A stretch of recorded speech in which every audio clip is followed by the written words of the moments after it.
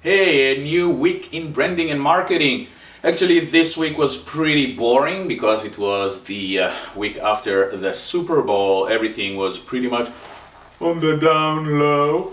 But I would like to talk about Foot Locker. Foot Locker poured $100 million into GOAT. GOAT is a sneakers reseller startup. This is not only big, but a smart move. The high-ticket reseller market is the new it thing with players like The Real, Stadium Goods, and others. Now, the sneakers reseller market is not that new, and it is a huge market. A classic special Air Jordans from the mid-80s were sold for more than $20,000. This market was huge way before it was trendy to resell luxury goods, and it will continue being huge just after the whole trend and hype will just go down. That's why it's such a smart move.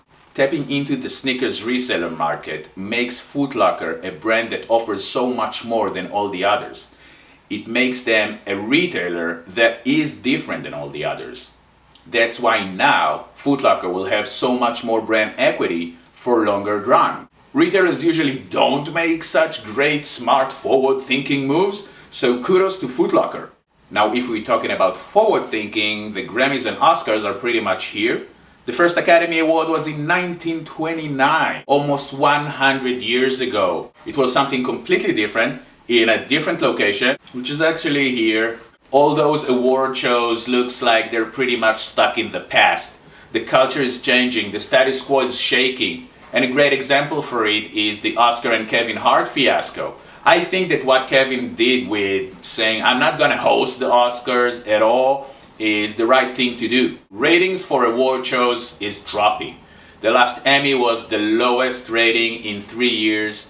The last Grammys were the lowest in 9 years. I think Hollywood needs to understand that it's time to move on, spice up things a little bit. It's going to be very interesting to see the ratings this year. In the meantime, go and enjoy your weekend.